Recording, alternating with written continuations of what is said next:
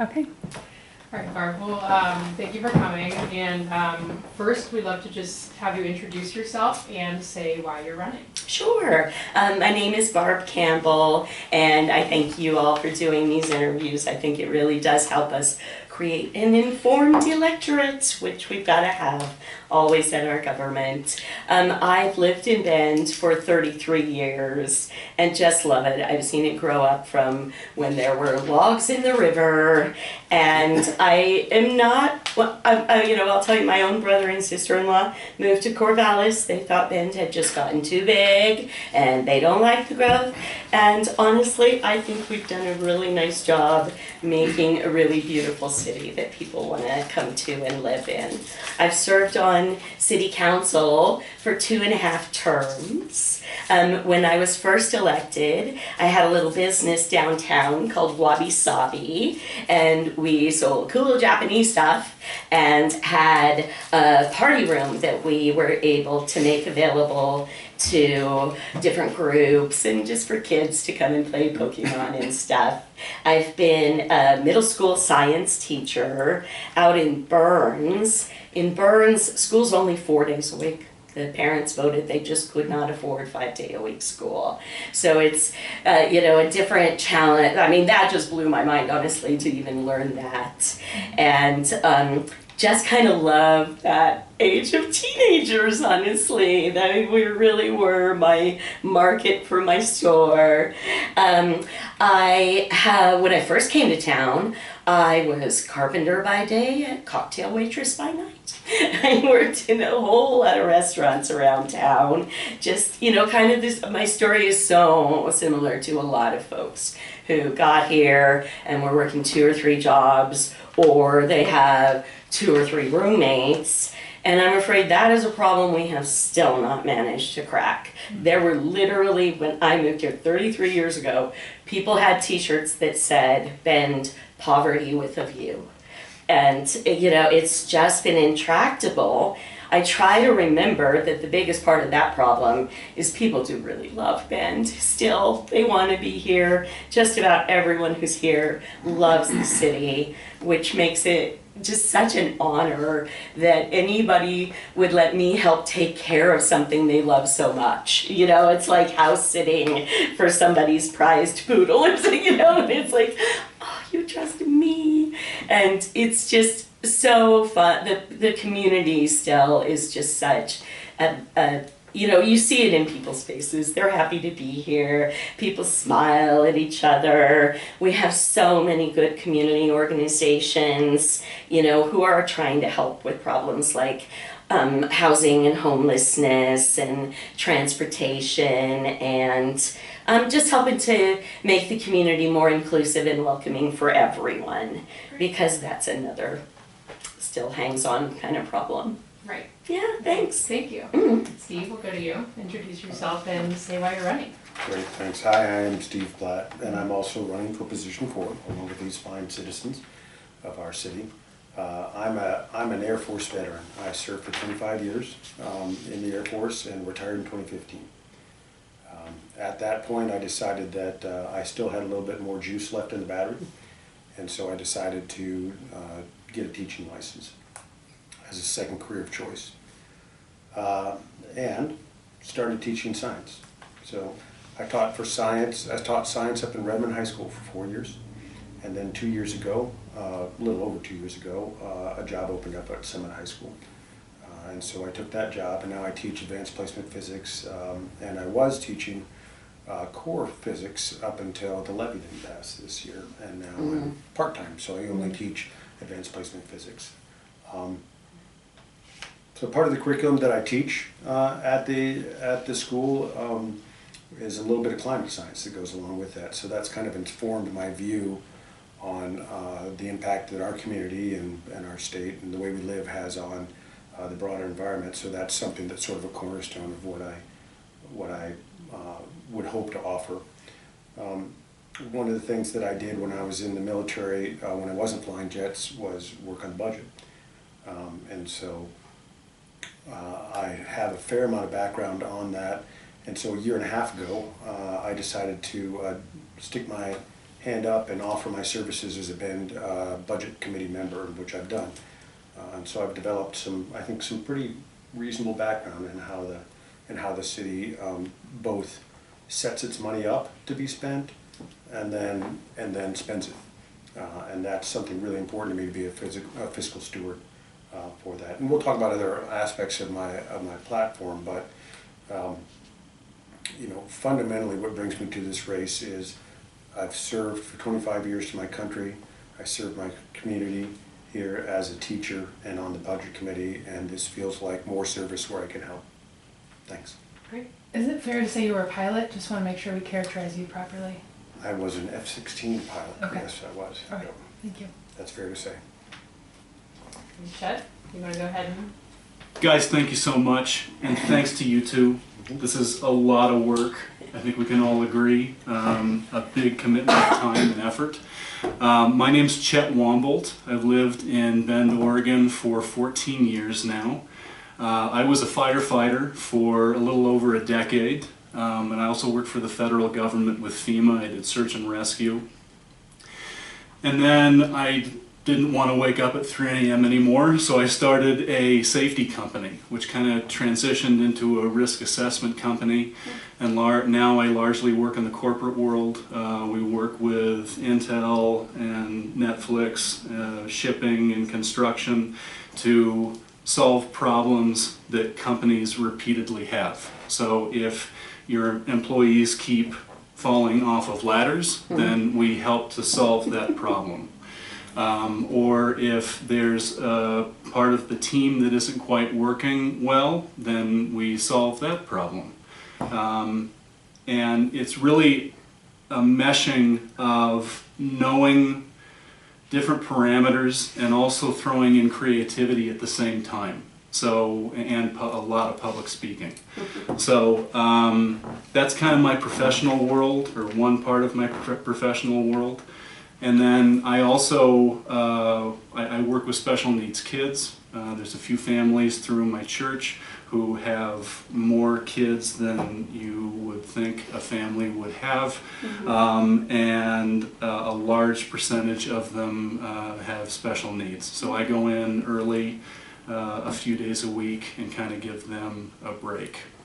Special needs families have a very high divorce rate, and just trying to give them a little bit of a break. I'm also raising a 10-year-old daughter. She goes to Highland. She likes to play the piano and sew and read.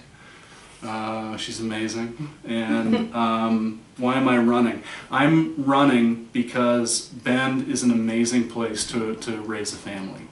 It's an amazing place to grow up, and we are losing the middle class right now. We are losing folks in the 80 to 120% of median income demo, and that's a problem. It's a problem not only for that demographic, it's also a problem for all of us, because if we look at society as being like a ladder that provides social and economic mobility for everyone, if we're missing some of those rungs, then people can't climb. So I believe I have a few plan points to help those problems, and that's why I'm running. Thank you much. Thanks. Thank you. Jennifer, you want to take the next one? Sure. So this next question, I guess we'll start with you, Steve. Thank you. Affordable housing has increasingly become a challenge in the city of Bend. Sure. As city councilor, what policies would you support to ensure that affordable housing options continue to increase for all income levels? Affordable housing is the number one thing that everyone brings up to me when I talk to the voters. I am an active teacher at Summit High. In fact, I just finished up grading here just before our interview today, so for my stuff today.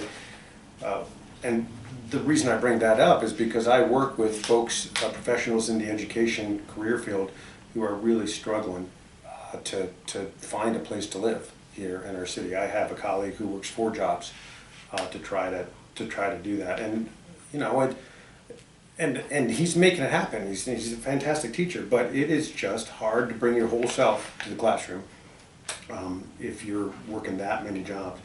And then I have colleagues who have to live very, very far away, And that has a dual impact of extending their commute day, and also, of course, an environmental impact that I'm concerned about as well. So those are problems as well. And so that's the reality of that problem to me on a daily basis. So when I look at what the city has done over the last year in terms of addressing this affordability problem, I say, well done to the city council, in that the city has produced more houses per capita this last year than any city in the state. So fantastic.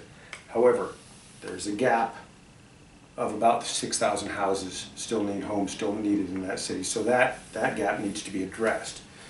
And so there are plans in place right now to try to help with that gap. For me, a specific policy that I think that I would like to be a part of this would be, how can we make it easier for individual landowners to further subdivide their land for additional dwelling units or homes themselves, such that they can have extra building on their lot. So that's, I might call it gentle density or infill, as it were.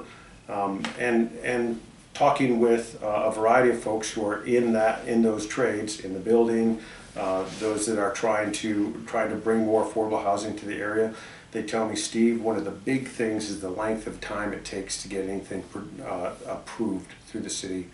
And so if we can make it easier, both for them first to subdivide that lot, and then at the same time shorten the time for the approval for that, because that approval time frame is money when they're trying to address that. But ultimately, I believe that if you're going to live, if you're going to work here in Bend, you ought to be able to live here in Bend. We ought to be able to crack that nut. So let's close that 6,000 house gap.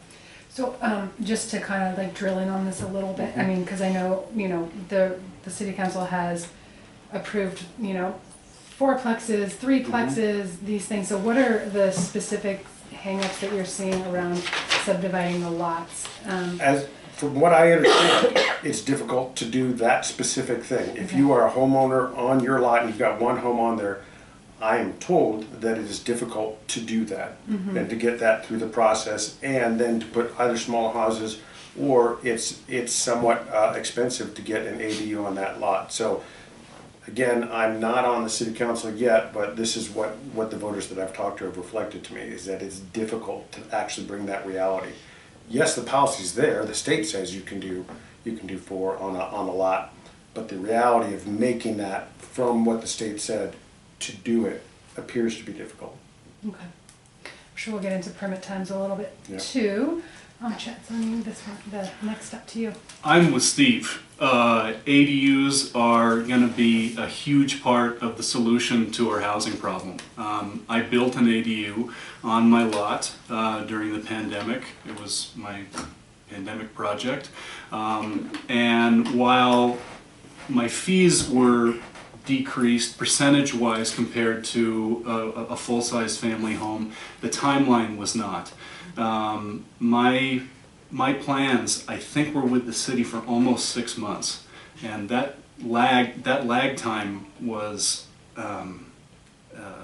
it almost sunk the boat. I mean, these profit margins are razor thin, and you never know where the markets are going to go as far as lumber and glass. These things fluctuate, and we're kind of locked into a budget, and the longer that goes, the more that roulette wheel can go around. So I'm with Steve on the ADU thing. I think that we need to fast track people who want to be honest about the plans that they want to construct. So I'm big on community outreach. I knock on doors.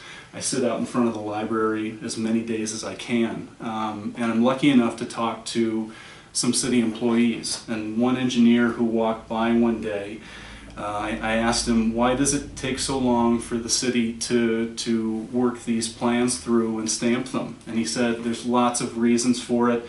The biggest solution that he gave me or for the problem is, or the best solution, is to have a 2-tiered network. So there's a lot of developers who make big promises and then can't deliver on those promises. Happens a lot. I'm sure you guys know about this.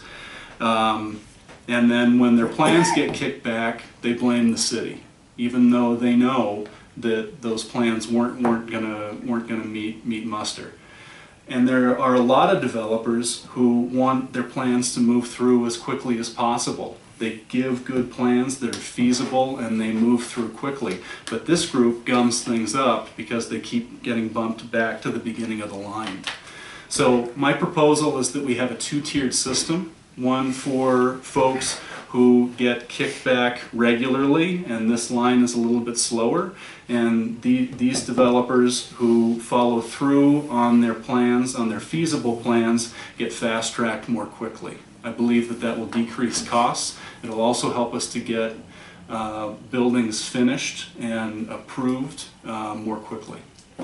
For someone like you who's doing like a one-off ADU, Yeah. would under that system, you just automatically get to be in like the good line, or? I don't think so. I think that we would need to have experts looking at metrics here. It wouldn't be as simple as one development company has a record of doing well. If it's a new developer, then we would need to look at the group that they're using, maybe the designer that they're using, or the engineer. If that engineer has been kicked back several times, that might be an orange flag. Mm-hmm. So if we can't look at it from the street view and assess what type of outcome we're going to have, then maybe we need to dig a little bit deeper and look at the individual folks who are part of the group. Okay.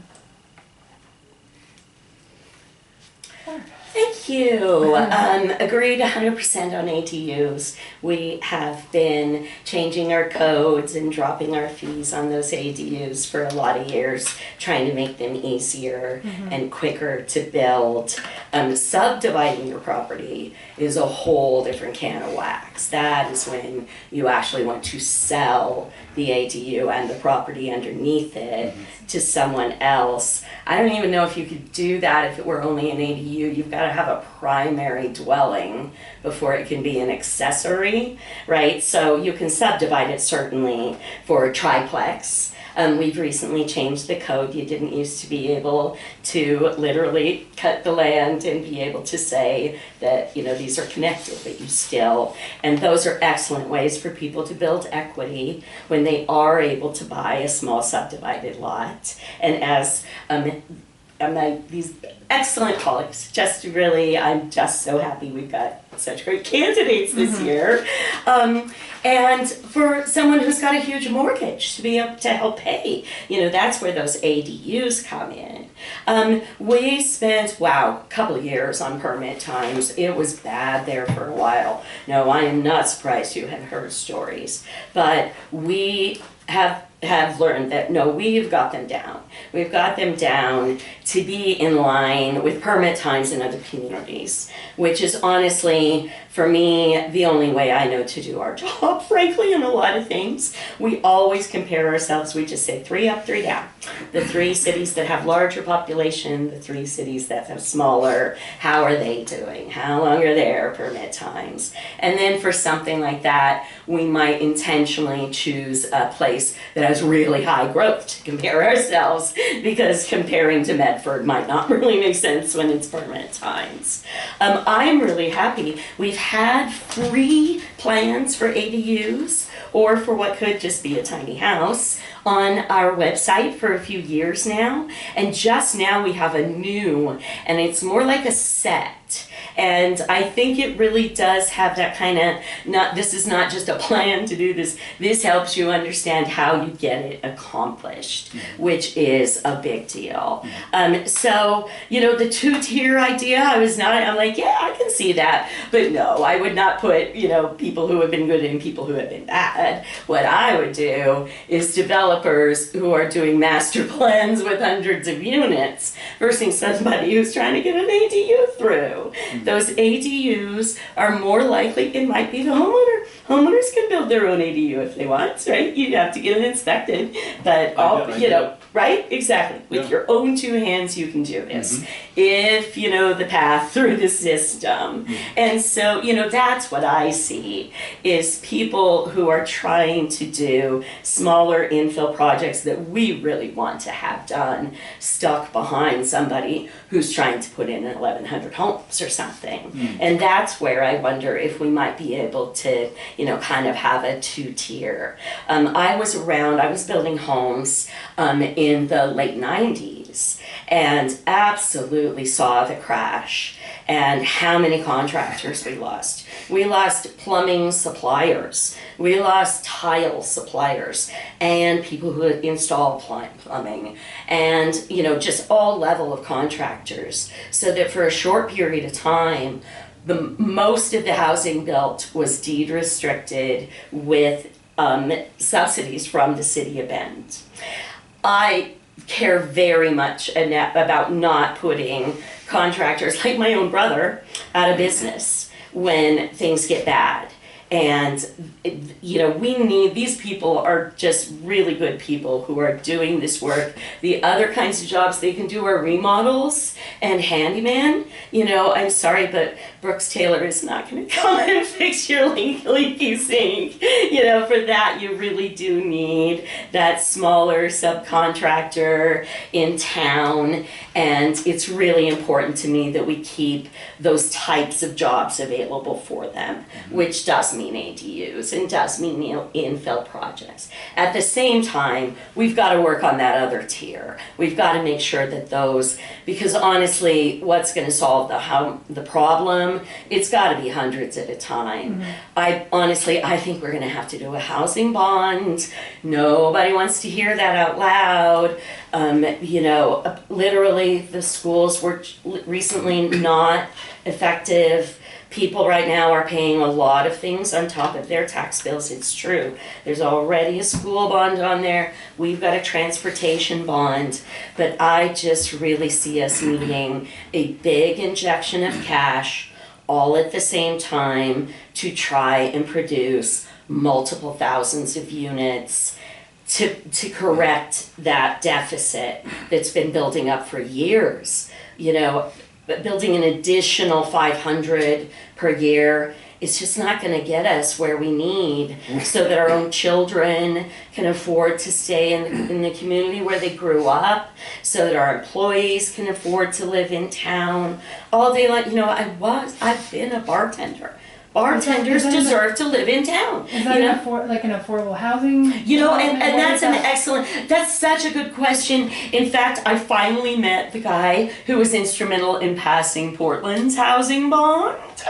So I very much intend to sit him down and say, okay, how did you spend the money? It's one thing to get the community to say, here are millions of dollars. It's another thing turning that money into homes, right? And you're right. Right now, all we do is incentivize. Yeah. We don't build anything. So when we are putting our own tax dollars down, we refer to that a lot of times as capital A affordable, which means it's deed restricted, which means you are capped at a certain income level. And because we've given you tax dollars, we get to have a say in how much rent you can charge. And then we've also done some other incentives, like the MUPTI project. Jack Straw, which is still moving along, was benefited by that. It's a tax exemption for producing a certain amount of units in a certain way. And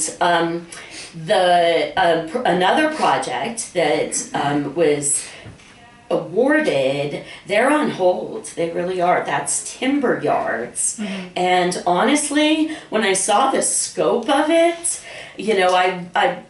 I wondered about them being able to just hit the ground running versus usually it's a phase 1, phase 2, and it seems like they had it like that, but maybe bit off more than they could chew. But I think it really does show that, yeah, these margins are thin. We are not offering tax dollars But to I mean- developers who are making huge profits. It's my understanding neither one of those projects have any carve-outs for affordable housing. That's true, yeah. So- Yeah, and so we paused that program. Yeah. And then one we have now, which is also a tax incentive, we are giving away tax dollars. And this one does. The minimum requirement is 10% of the units must be deed restricted, I think at 80%. And then if they will do more, maybe we can give them a little more. This one really does give us more flexibility, gives staff more flexibility than that MUPTI program. That one was a whole lot like, if you do X, Y, and Z, boom, you're in.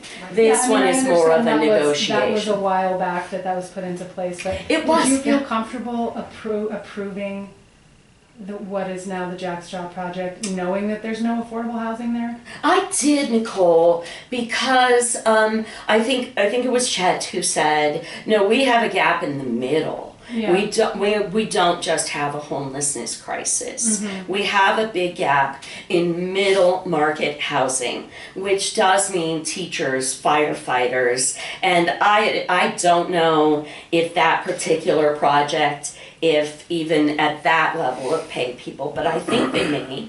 And frankly, the other thing that's been happening, Nicole, is people with a whole lot of money coming in and buying homes for vacation rentals. Yeah. Sometimes they don't even rent them out as vacation rentals. They're just their own, and so they sit empty for half of the year. For me, that is the very worst thing that can happen in Yeah. our market. $1 million condo might keep someone from buying that home, which could go for a teacher's family. Yeah. Well, let's move on. We got, this is back to Barb. Yeah. Hopefully. Oh, no, it's Chet. Oh, Chet. sorry, I'm sorry. Yeah, I knew you gotta keep me accountable. Yeah. All right, yes, Chet. You were first. We're on the same kind of thread here. According to the 2024 point in time count, about 959 people were experiencing homelessness in Bend, with 55% of them living unsheltered. How do you plan to work to reduce homelessness and address concerns related to unsanctioned camping and shelter capacity? Yep. So, again, I knock on a lot of doors, and I always ask people the same question. What kind of changes do you want to see in Bend? Number one is traffic. Number two, middle income housing. A lot of older folks are concerned about their kids being able to live here so that we can have multi-generational families in one town, increasing the quality of our net. And the third one is homelessness. The simple idea is that there are programs that work and programs that don't. There are 2 counties in Washington right now that are employing what they call an incentive-based program, where they have one-on-one counseling with folks, and they target folks who are actively looking for work or working, and create a customized step process to help get them to a point where they're working and they're putting a roof over their own head. I would like to see us lean, and we're doing this here, the Veterans Program, or the Veterans Village, which you had a huge hand in, thank you, Barb, is a great example of this. We have requirements for people to have essentially free to them housing for 2 years, but they've got to be clean, they can't be drinking, and they have to be working. And then at the end of that 2 years, hopefully they've saved up enough money so that they can branch off on their own and be rehabilitated. I know that's not a very popular word, but it's the one that the industry uses. So, blanket resources across the board, we've got a rehab rate of sub 1%. Incentive-based programs, we see a rehab rate of between 6 and 7%. It's not a solution to the problem. I don't think there's going to be one solution to this problem, period. But 6 to 7% is 60 or 70 people who are back into our community, who are working, and aren't being as large of a draw. So I would like to see all of our programs start to lean in this direction. And that's it. When, That's the when you basic say idea. our, so you would see that as like a city administered program? Yes. Well, it wouldn't be a city, it would be all of the programs that are city sanctioned and supported by the city. Okay. Yeah, So if you are getting money from the city for your nonprofit, yeah. you should follow this thing. Is kind of how that. Lean in that direction. Okay. I don't Okay. want to see stringent rules Yeah. because this is a complicated project, and also these are the boots on the ground, so we need to be listening to these folks. But there appear to be programs that work better than others, and I think we should start leaning in that direction. Okay. Yeah. Barb, did you want to repeat the question? Yeah, Okay. thanks. Kind of a lot to it. Thanks. Basically, I mean, I gave the stats, but then it's how do you plan to work to reduce homelessness and address concerns related to unsanctioned camping and shelter capacity? We are going to have to continue to work with Deschutes County. We are hoping to get some cooperation from the Forest Service. We have made incredible strides, and there are actually hundreds of people in town who benefit from programs like what Chet is describing. You know, that is exactly what the Bethlehem Inn is. Every single person gets work, job training. Every person has help staying sober, staying clean, and at least one of the facilities that we have put into place is the same. It's high barrier, is the stepping stone, I believe. And yes, the rate of success for those just warms your heart. It really does work.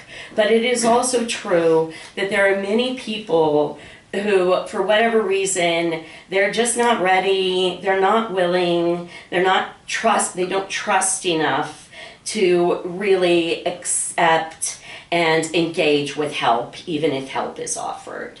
And we still need to have shelter for them. I appreciate that Chet said that yes, we have to have this continuum for people.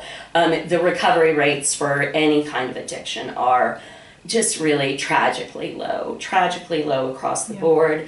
But I will tell you, effective programs are few and far between. I myself, I think you've probably heard me say, Nicole, I am a recovering alcoholic.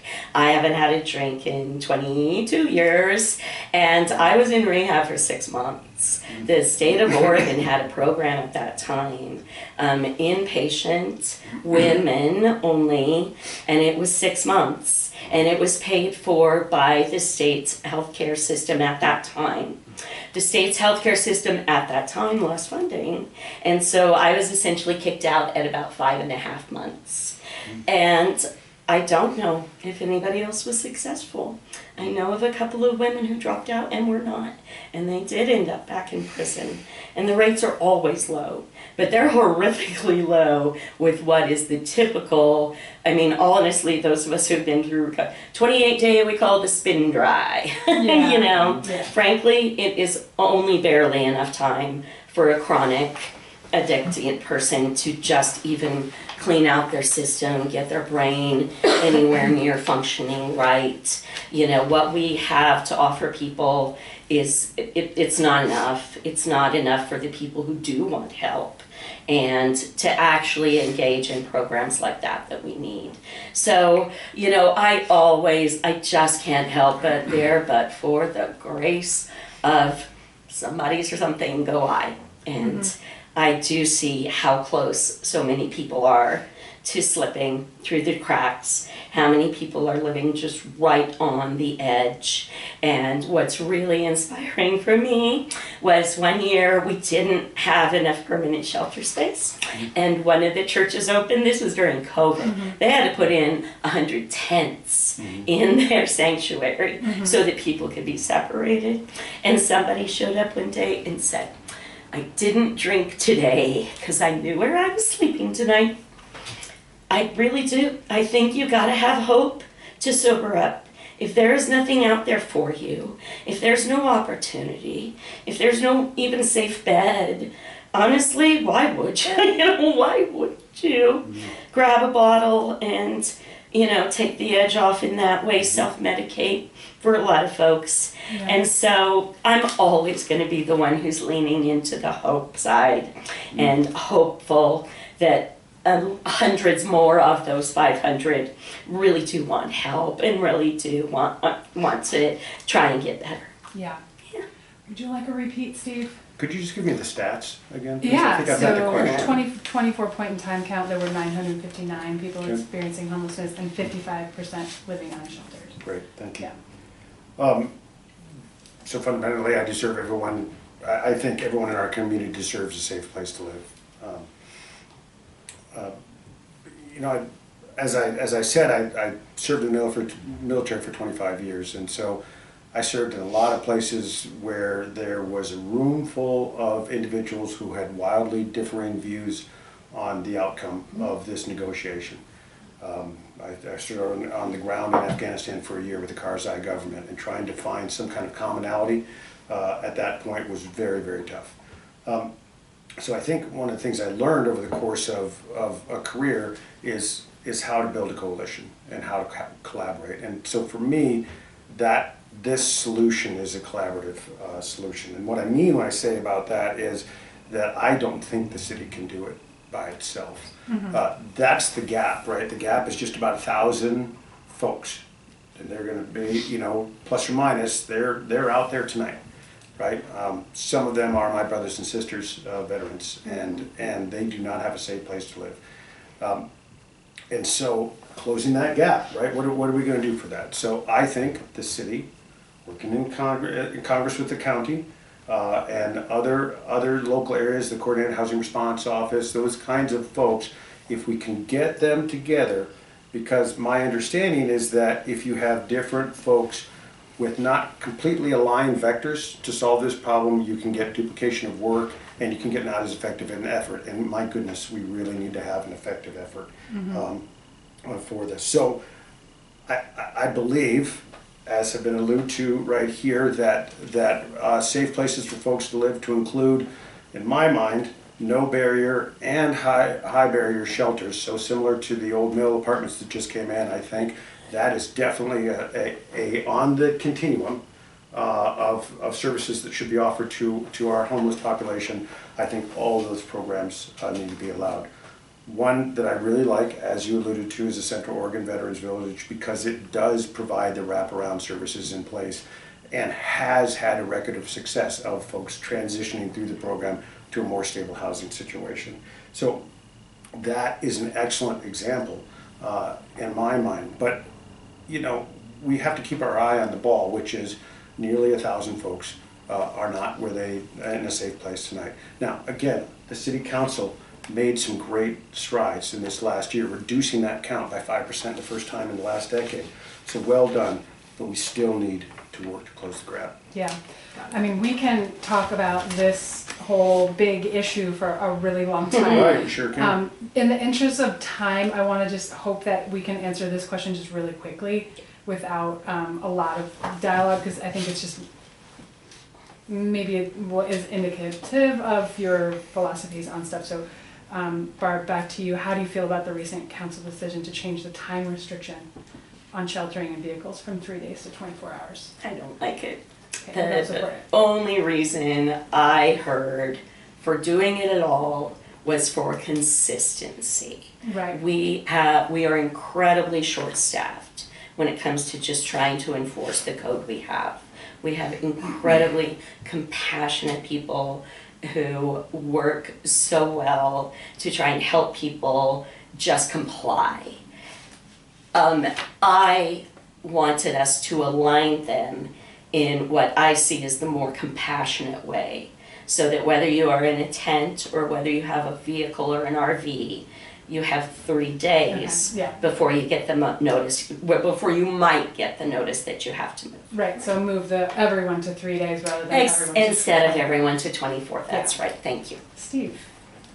That was a tough discussion that they had. Was it last night? I think that was a tough discussion, or maybe 2 nights ago. I think it was 2 nights ago. That was a tough discussion, and that policy is a tough one. As you said, we are limited by personnel to enforce this policy, it's a balance, right? It's a balance between real people, real members of our community who need a safe place to live, and real members of our community who feel as though, my goodness, my home was threatened this last summer because there was a fire right by it, and so that was a tough choice, and I think that was a balanced vote taken at this point.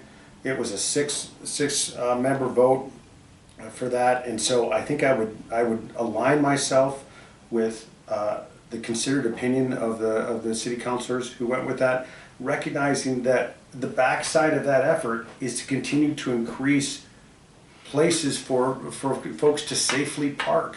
Okay, so you agree? I do. Okay, how about you, Chet? Barb, I was there with you that night. It was a good discussion. Council meetings aren't usually that exciting. I think that choice was probably in the right direction. Again, I'm a big fan of us reinforcing families in Bend. I believe that the family unit is the foundation, the backbone of this community, and we need to posture ourselves with policy so that we're reinforcing those folks as much as possible. And I think that's the idea behind making these rules apply to residential areas and blocks that include residences, and extending the block ends to across the street. I think the whole idea is to protect children and protect our families, and I'm okay with that. It's not a policy across the whole town. It's Okay. just these specially identified residential areas. Okay. So. Got it. Thank you. Okay, we'll start with Steve in this next All right, one. So developers have recently argued against the tree code, stating that it could provide barriers to housing. How do you feel about this code as it relates to new development in the city? Yeah, so, you know, I wasn't in the room when the decision was made, so I don't have all of the data that was presented for that. And this tree code was a result of a pretty extensive process with a lot of voices represented in the room. It did have builders, it did have environmentalists, it did have conservationists, it had the YIMBY folks in the room. And so I do think that it's important that we consider, you know, what is the compromise on this. I believe in a tree canopy is useful for our city. I teach climate science as a portion of my curriculum, so I recognize I recognize microclimates, and I understand that at the same time. But at the same time, there is got to be a balance, right? And so the city and this group came forward and said, this is our best compromise at this point. I don't know that anybody is happy with this compromise. And the city allowed that it would be reevaluated in a year. And so that sort of aligns with my goals is we're going to do the best that we can to move the ball forward a little bit and then reevaluate.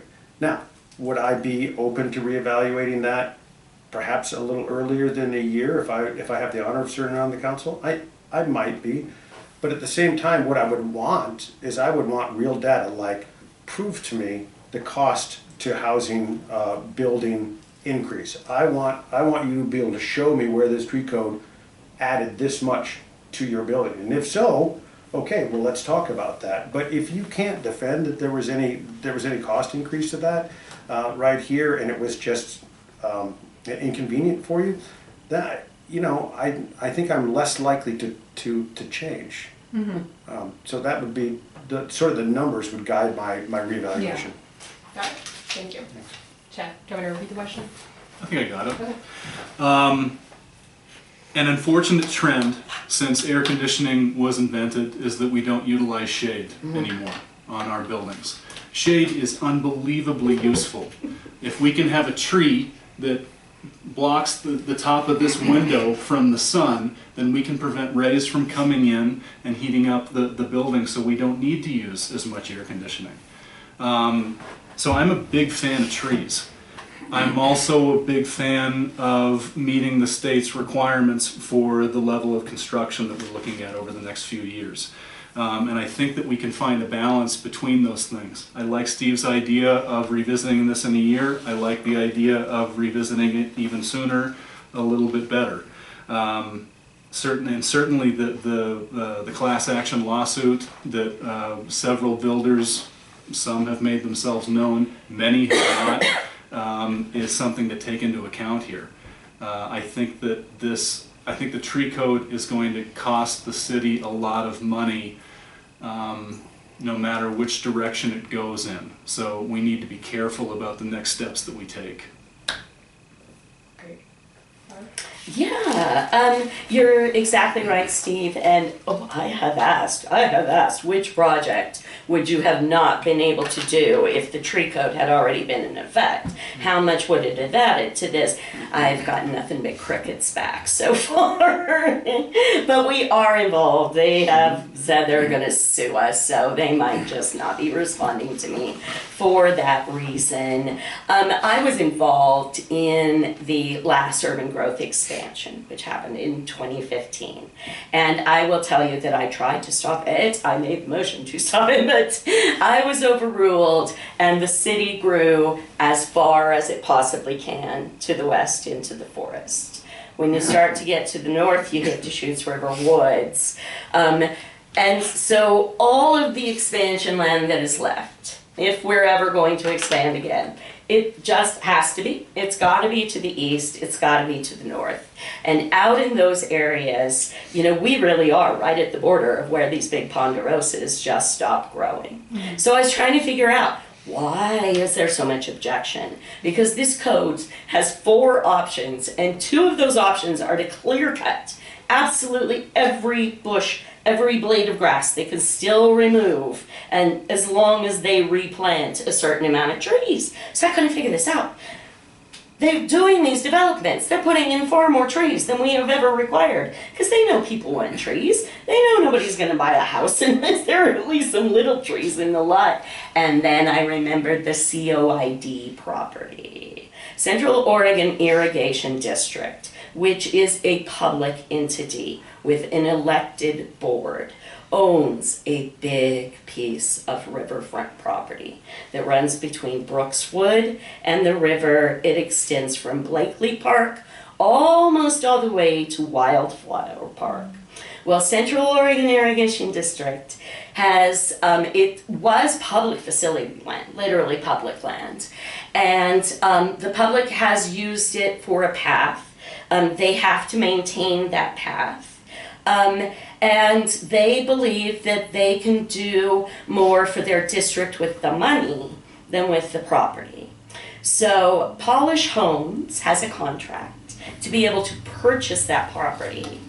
That property has some trees that are this big. I'm really not making this up. That are this big around because their canal comes through there. It's right by the river. You got a canal. You add water. You get trees.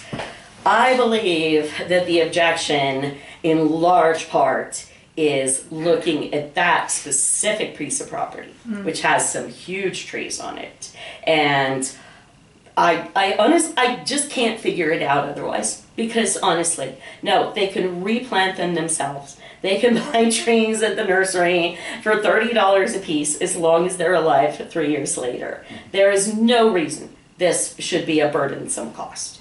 We have put in all the options, and like both of these gentlemen said, nobody is happy with the new tree, which might be the indicator of a good compromise when the people who are the most extreme in wanting to preserve trees, they don't like this, and neither do the people who are trying to build the most houses as quickly as possible. Yeah. I'm happy to give it a year, see how it runs. Okay. Yeah. Thank you. Okay. Okay, so this question we'll start with Chet, and it's staying on the topic of infrastructure development. Some residents have voiced concerns around infrastructure projects like the Hawthorne pedestrian bridge over issues like increased cost and viability. What are your thoughts on this project, and how do you plan to support future infrastructure plans? First of all, I walked here today. I'm a big fan of walking. I ride a bike. Anything with 2 wheels, really, I'm a big fan of. One question that I keep asking people in the political sphere is, what percentage of Bend rides a bicycle currently? And it would be great if we could see how that shifts depending on the time of year. And then what percentage of Bend are we hoping will start riding a bicycle if these roads are put in place?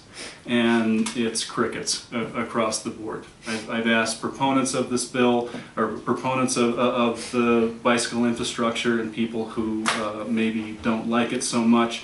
Nobody has accurate numbers for any of this stuff. So the quick answer is, I don't have metrics to start with here. I don't know how much of the road, what percentage of the road we're going to be utilizing for bicycles, and what percentage of the population that's going to serve. So those would be the big numbers that I would start with if I were going to look into bicycles. I certainly want people to be safe. I also question the safety of sub 10-year-old children riding bicycles next to 35-mile-an-hour traffic. I don't think I'd put my daughter on that bike path. So those are my questions that I would like answered before making an accurate assessment. Yeah. Those are all excellent questions that honestly, nobody knows the answer. Nobody knows. But this is one, so what do we know? This is what I do when I don't know the answer to a lot of questions. Then I try to start from the side of, okay, what do we know? I believe that every single parent wishes their child could walk or bike to school safely. I think that if we ask that question, the answer would be 100% clear. As far as commuters riding bikes, wow, that is the one unknown. You are absolutely right about that. And I agree. There are some places, like for example, ODOT, I think they're still required to paint a yellow lane and call it a bike lane on the side of the parkway. That is crazy. Nobody should be riding a bike there. They should not even make it seem like you should have your bike there. And in some places now, ODOT is still required, or other agencies, to have this unsafe painted, and then the multi-use, which is just duplication of resources, because yes, this yellow paint for the bike lane is a different truck and does cost, you know what I mean? So I do think there are things that we're doing that are not the smartest.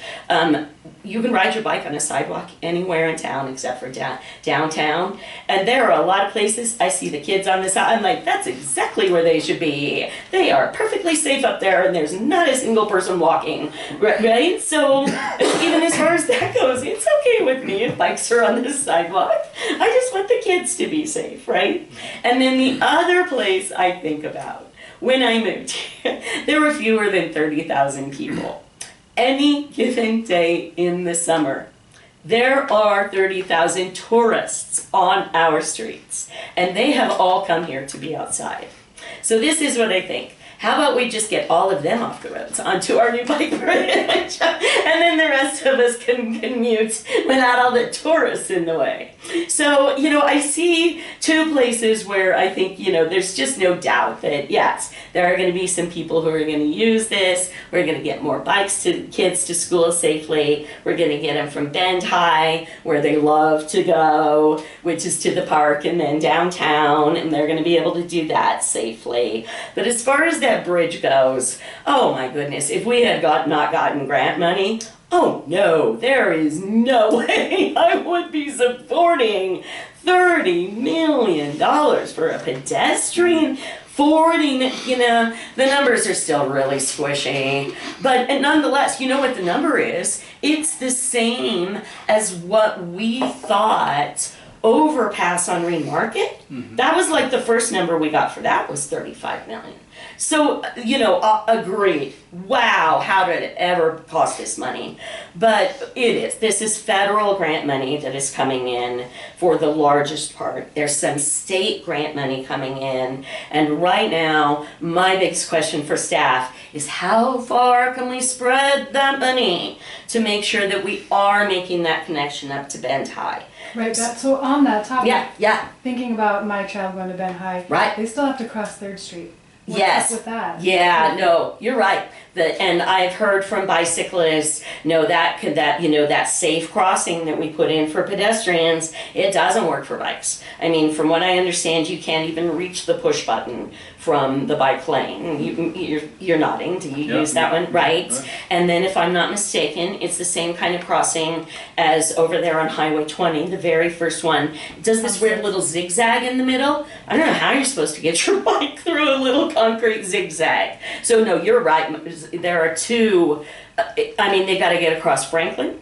They got to get through Juniper Park, which right now is parking lot, which is not any safer for kids to go through, and then across 3rd. You're right. So that's exactly what we're trying to find out. How far can we spread this money? Can we convince the federal government that we have to do 3rd Street in order to make this other, and therefore they should let us spend it on 3rd, right? So that's Yes. Oh no, that is the one thing every time any of our planners, so are we going to be able to use that money for something else? You know what I mean? That's the biggest question for me right now. Those grant funds. Sure. Yes, we got them, we worked hard for them. Let's use them for the intended purpose, which is that bridge. We have no choice. But let's make sure there are good connections for people so that folks can actually start commuting, kids can actually start. Yeah. And just real quickly. Sorry. Sure. Oh, I'm sorry. No, I just had a clarifying question Yeah, of course. on that point. Yeah. For the bridge, Yes. are you saying that in writing the grant, Yeah. that there was no study done on usage expectations? No, I don't think I'm saying that. So there was something about like how many people would be using this and what you expected that bridge to do in terms of drawing people onto it and over it. That is a really good question. I would have to be honest with you. No, I don't remember data like that, at least, really sticking in my mind. Okay. It was, honestly, I will tell you, for me, I live on the east side. I'm the only city councilor who lives on the east side right now. And that division bothers me. That east-west separation, it really does affect people. People on the east side feel like they're being neglected, feel like the city has done something to when this is developers who have spent money to make these and I want to correct that divide. I really do think, and again, it's with grant money, this to me is a visual symbol for all to see that we want our community to be connected. Yeah. That we don't like the fact that this dark parkway came through the middle and separated us in that way. Yeah, and just super quick, I think, Of if course, I'm remembering correctly, you voted for the cheaper option. I did, yeah, Was that absolutely. because you were thinking about stretching those funds Of course. for that And- connection? And for, maintenance. Okay. We were concerned that the maintenance costs over time might be more for that fancy physics teacher knows about the cable stayed bridge. I'm just imagining the level of expertise for somebody who's authorized to tighten those cables when they need tightened. There won't be a city staff person going out there with a wrench. That's going to cost some money. So yes, it was both of those things. It's Thank you. cheaper right now and maintenance. Thank Yeah, you. yeah, of course. And then, let's see, did you use Steve's, the same question? Do you want me to repeat it about this? Am I in favor of the Hawthorne Bridge? Is that the question? It was a little while ago. Yes. Yeah. Yeah, how your feelings are about the Hawthorne Bridge, and then how you plan to support future infrastructure plans. Like, what would be your approach if you were on the council? Okay. Again, it's sort of halfway between where Chet and Barb was in the room. Chet was not in the room. I wasn't in the room right there. But I think I do have a feeling about this bridge one way or another. And I would say you know, I'm a bike commuter as well. I ride my bike as much as I can, and east-west connectivity is a part of our transportation bond. It says, let's get east-west connectivity. That's right. To talk to your specific concern. I ride under Franklin, and it is emotional when you get to the bottom underneath the railroad track there, and you got to get out of your saddle and sprint because there's a car right behind you going back up. I've looked at what the plans are to modify Franklin. I went to the event where they talked about, and you're still going to be stuck with that narrow section right there, no matter what we do, because ODOT owns the railroad. So I don't see that getting loads and loads better, really, based on where it is. So that drives me to being in favor of the Hawthorne Bridge, because that is something that we can design purpose-built for that. I do think it's interesting physics associated with that. And it is east-west connectivity, because part of my platform is talking about increasing the transportation options that we have in our city from an environmental standpoint and from an enjoyment standpoint. I want not just folks who are very comfortable with riding their bikes around the city and not too worried about having a car by you. I want it to be safe for everybody to roll and stroll and walk, regardless of their age or ability to do so. And so that is part of the infrastructure that I would like to see. Additionally, I would like to see some form of expansion to service provided by our bus transportation system. Right now, it's sort of a hub and spoke system, and I know we're trying to modify that to make it go around more, but I'd like to have the revisit rate of that be more often, such that it becomes a viable option for transportation as well. Yeah. Is it okay if we go a couple minutes over past 4? I'm just realizing with 3 of you, you know, just want to make sure everyone's okay with that. We just have a couple more questions, but just checking in. Okay. We are starting with Barb on this one. Okay. The increasing cost of citywide fees like the transportation fee have garnered some controversy over the last year. What are your thoughts on the city's approach to infrastructure funding, and how did you land on the transportation I landed on the transportation fee by way of a failed fuel tax, Nicole. Right. Yeah, in 2016, we had, a really robust community committee look into specifically street funding, including the chief financial officer of the Deschutes Brewery. We looked for the best financial minds in town. And what they ended up recommending was 11 cents per gallon fuel tax combined with a utility fee of maybe $3 or $4. So we took that recommendation and asked the public, because it would have been a tax, about a fuel tax of 5 cents per gallon. So we knew we weren't getting 11. Mm-hmm. Well, that went down in flames. Yeah. It went down. And I was always puzzled. You were going back to the 30,000 visitors per day. Yeah. Those folks, the only way they contribute to our infrastructure, to our city, to our ambulance, to our police, which they absolutely use, is through the room tax. And every time they pay $1 of room tax, we have to pay a big portion of it to bring even more people into town to visit, right? So I continue to believe that fuel tax really is one of the most equitable ways to fund transportation. You really do get the users, you really do get all of the users of the system. So that failed. So remarkably, the citizens who did not want 5 cents per gallon voted for $200,000 transportation bond, which is on their tax bill, which is another bill that is that the tourists are not helping. Honestly, there are some days. Again, 33 years, I think at least twice there's been a statewide sales tax that went down in flames. Wow, do Oregonians hate taxes? Even if it means a tax is the way to get more people to help pay. So we put in the utility fee.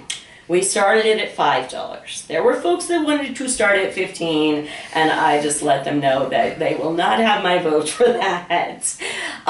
What we agreed to was it's starting at 5, and we're going to look into fuel tax again before we get up to that $15 mark for sure.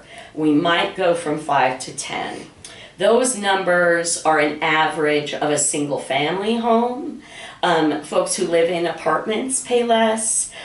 We have the exact same programs with our utility bills. So if folks are less fortunate, have trouble paying utility bills, they can also get a reduced rate. You know, that was a big deal to me, to make sure that this is actually going out on the scale. It depends on how big your home is. But honestly, it doesn't have to do with how much you drive.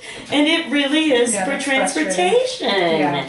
Yeah. So, voters, hello, Oregon. Yeah. Steve, you are up for this one. Right.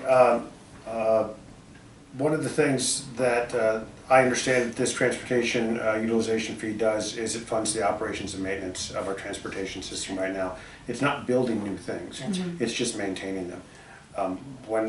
When I was a commander with a lot of jets that flew in my groups and my squadrons, you had to maintain those aircraft. I mean, you could fly them into the ground, and then they were broken, and then you couldn't fly them again. So you just have to maintain things, and so this is a maintenance fee, as you said, Barb. That we tried other funding sources, it didn't work. We're kind of in a corner right now. So this is maintaining our system because it will extend the service life of this transportation system. Rebuilding it is more expensive, so this is a lower cost over time to maintain the system. Now, that doesn't mean that we need to continue to have these funding sources all the way through. Prior to phase 3, I understand the City Council has a plan to look at perhaps taking some of the non-resident fees and diverting them towards this to sort of offset some of that cost increase. And I'm a fan of that. I think that sounds like well-targeted updates to the system. But ultimately, it seems to me that if you look over the long term, it is a cost savings or a cost avoidance, as it were, to our city if we can maintain the resources rather than just have to tear them up and start over again. Yeah. 100%. Tough call for people. It is. Chet, do you have other thoughts? Sure. So my whole platform is incentivize good behavior and reinforce the middle class. Inflation has hit the middle class harder over the past 3 to 4 years than any other demographic, especially in our community. So I'm opposed to increasing home taxes, residential taxes, in any form. As far as I can tell, the biggest loss that we've had over the past few years, the past little over a decade now, as far as gas tax is concerned, is the introduction of electric cars. So we've seen a reduction in the overall volume of gas being sold, which decreases our tax revenue in that department, and ODOT has had a hard time plowing the roads as a result. This is a huge problem. I've heard numbers of a deficit as much as $19 million for last year. If we're going to tax vehicles, I think it's fair for us to figure out a way to tax electric cars. So that'd be my starting place.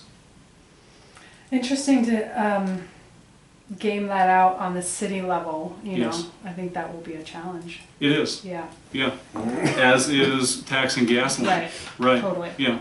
Yeah. Okay, so where did we start? We started with Barb, so that means we start with Steve on this next one? Sure. Okay, groundwater is a growing concern in the region. What's your approach to this as a city councilor? Do you agree with the recent decision by the Oregon Water Resources Department to limit new permits for groundwater? What could this mean for Bend? A lot of questions in there. Right, sure. Again, part of the curriculum that I teach is a climate science-based curriculum, so the students have to design power system for the next 50 years and follow Oregon's laws. So I understand how those all work, and you've got to have you got to have safe, clean water here in our area.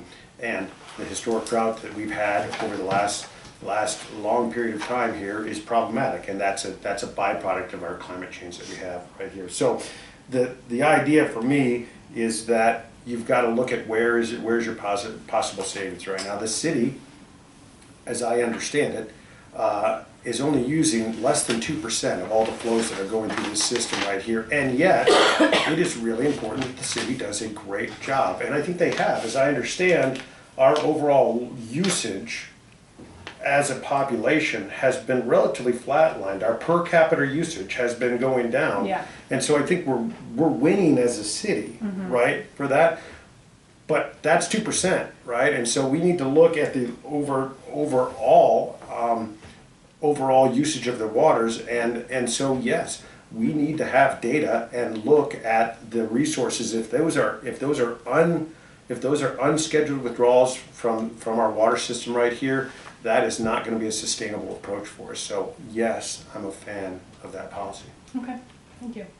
Would you like to repeat? There Yes, were please. quite a few things in there. Yeah. Groundwater is a growing concern in the region. What would your approach to be about that as a city councilor, and do you agree with the recent decision by the Oregon Water Resources Department to limit new permits? I'm friends with several people who work at Bend Water and Avion. And these guys are linked up with drillers. So they know water tables and they know rough water usages in the area. These are boots on the ground guys. It breaks down roughly like this in Central Oregon. 85% of our total water usage goes to agriculture. About 10 to 15% goes to industry, and about 10 to 20% goes to industry, and about 5% is residential. We have amazing water here. Okay, Yeah. I don't think I need to tell anybody that, and I'm so grateful for this water.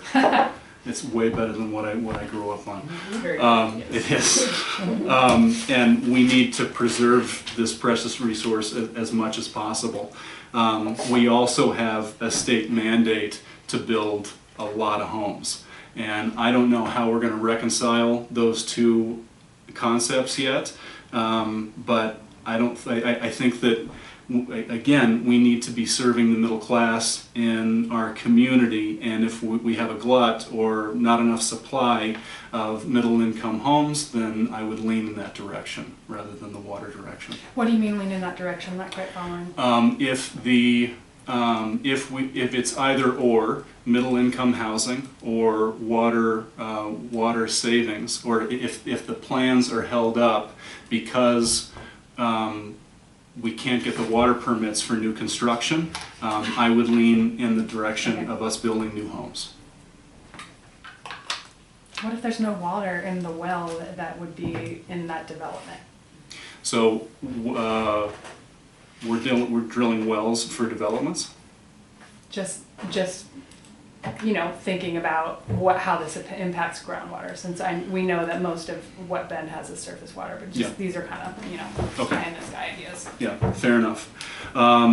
So some numbers that I just got out of a meeting before I got here, and a few things that were tossed around were how many more flushes, or how much more flow can we have in our current system before it needs to be upgraded? How big can Bend get before we need to add a new water treatment plant? We need to put in new piping, larger pipes. And I don't have numbers on that yet. But I do know that we have a state mandate to build at least 6,000 homes. Yeah. And that's the next thing on our docket. Yeah. So. The first 6 years of my life were on my granny's cattle ranch in southern Colorado. So maybe before I could talk, I learned that land is worth $0 if there's no water. So at her ranch, there was water, but it was full of sulfur. So on Sundays, we would drive to this tiny little place in Colorado with milk cartons to fill up with drinking water. So we would use the sulfur water to take a bath, and then had to literally move for drinking water. You know, yeah, boy, out in the West, water is always the first thing. We have learned that the water tables, that you are absolutely right, Chet, east of town, they're going down and people are very worried.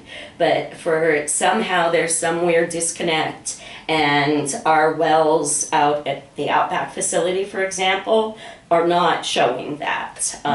Seems to be we're just tapping into a different source. You are right, we have more water rights than we use. We could dig more wells if we needed to, but right now we're trying honestly to stay out of that water table that is being affected, and instead rely on those wells that are at Outback. Even though we did a CIP tour. Wow, I had no idea how far we were moving water to fill up reservoirs across town for that exact reason, because we ourselves are trying to be mindful of all the farmers who are terrified about the water tables. We made a really kind of weird decision for Oregon a few years back, and it had to do with the development, I think it's called Tree Farm on the west side of town. It's weird for Oregon because Oregon UGB restrictions, you can't even plan sewer pipes outside of an urban growth boundary for a city. And you certainly can't provide sewer to people who are living out in the county. But we were able to provide water for that development, even though it's in the county. And number one, I was just surprised we could even do it. But we did make that decision that they are on that side of town. If they start tapping into the same aquifer that we are, we would rather be selling them water and in control. So, you know, that was an interesting thing that happened. And your question really does make me wonder, you know, we might need to be seeing more decisions like that where municipalities are providing water out to the counties in order to keep there from being hundreds of unregulated wells so that people can just dump water onto their yards, their little hobby farms, you know, things like that.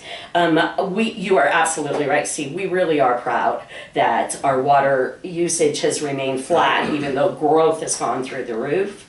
But I am ready to take another pass at conservation. We have never written anybody a ticket for watering on the wrong day of the week. You know, we've never written anybody. We do have, you know, code saying you're supposed to only water on these days. And frankly, we do have some detailed information. There are a couple, like, honestly, like a single home using as much water as a school or something.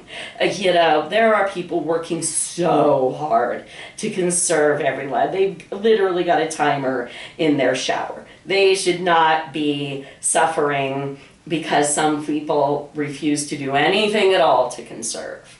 I'm ready to be more heavy-handed and put in more, higher cost, frankly, for per gallon. When I was first elected, we dropped the base amount. It used to be that the base amount was so high that, you know, family of 8 still doesn't have to buy any, you know, and so we dropped that. But there are still more tools. So people are more aware of their usage. Exactly. No, that's exactly right. You get into that price per gallon sooner now. Yeah. But we still don't have a water rate system that actually is incentivizing the kind of conservation that I would like to see. Yeah. So we are at the last one. Yeah. I think we're starting with Chet on this one. So final question, what sets you apart from your opponent? Oh, thank you. So, like we talked about before, my platform is pretty simple. Incentivize good behavior, reinforce the middle class. What differentiates my campaign from everyone else's is my push to reinforce business in Bend. Our business owners are having a real hard time right now, and we need to look at industries that the middle class utilize to grow and build their families. Number two, biggest industry in Bend is healthcare. St. Charles is a great hospital. I love St. Charles. I go there. The nurses and doctors are fantastic, but they currently hold more than 40% of the market, the healthcare market in Bend, which means their hand is on the helm. They can essentially control the healthcare market in Bend. I would like to see Bend incentivize a new healthcare system to move here and provide healthy competition for St. Charles so that the healthcare workers at St. Charles can vote with their feet rather than resorting to picket lines or other things that frankly endanger people who need healthcare in our community. So that's the biggest one, a new healthcare system in Bend. Great. Yeah. Thank you. Yep. Barb?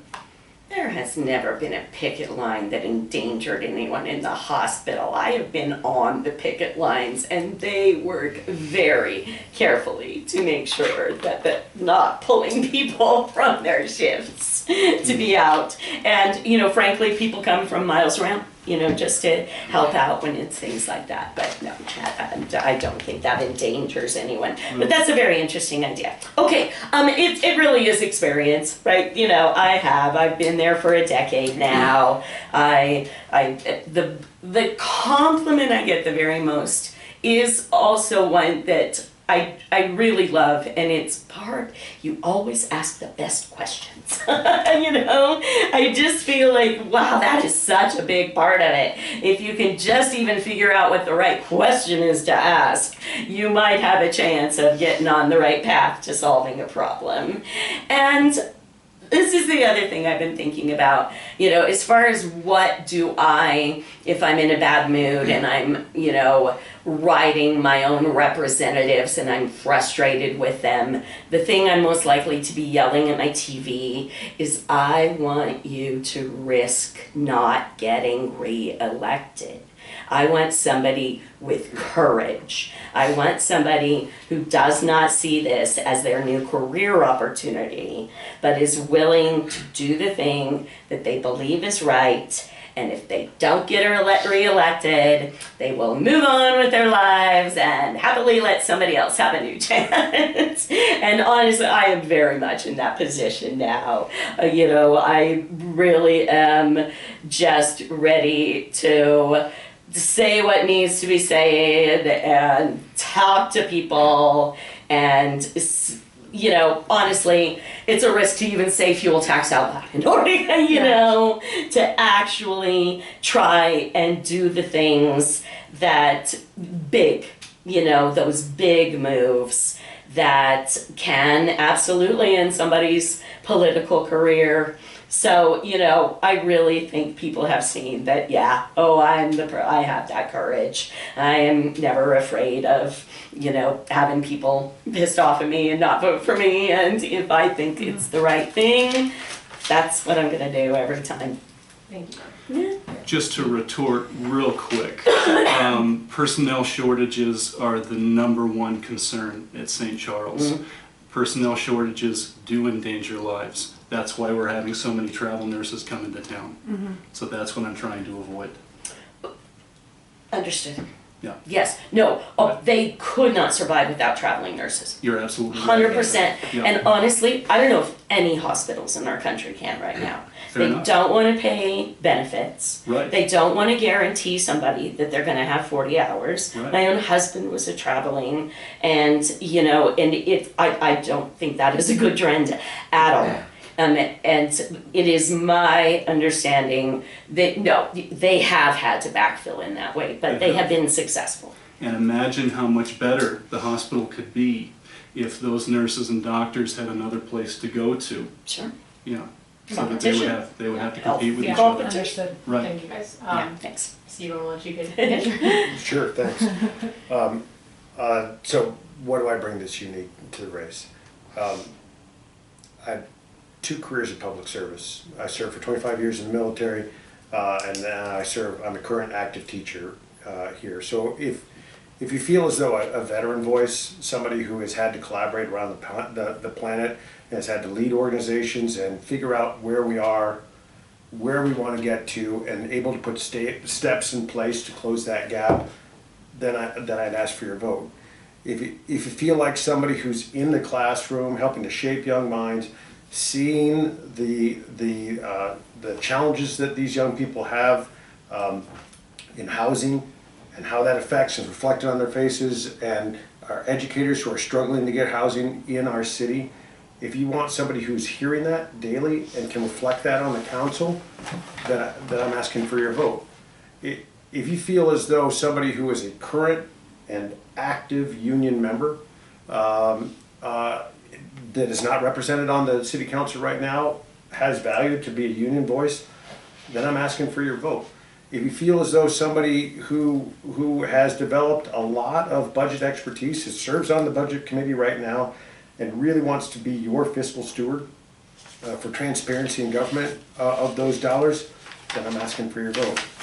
And if you feel like somebody who has a strong sense of the environmental impact of the way we live our lives and wants to mitigate that impact on our community and on our environment, has value, that voice, then I'm asking for your vote. So that's what I think I bring, and I really hope that I have the honor of serving. Thanks. Yeah, just very quickly, I'm intrigued by this notion of, Barb, you said you have this courage to say something that the others would not. I think I'm getting that feeling from you too, Chet, that you would be willing to go against maybe even the other folks on the council and express your views. If you want to add anything, I'd love to hear that, but I also want to hear from Steve about what would you do, if you don't agree with the other 6 councilors. I've led a lot of organizations right now. I'm familiar with being unpopular for hard choices that you have to make. I've had to stand up to Congress and defend a budget. I've had to stand up to contractors who have had billions of dollars on the line, and I've had to make the unpopular choice. So I'm okay with doing that. This is an opportunity for me to serve, and what I'm going to do is always, my North Star will be what's best for the city of Bend. Okay. Did you want to add anything to that? Absolutely. Government should be arguing in place of the people. We elect people to talk about difficult topics and ask difficult questions. And we need people in there who are willing to ask difficult questions, and that's exactly what I do. It is my job to go in and ask difficult questions of people who make way more money than me, and try to find the problem in the system and then either train it out or remove the problem.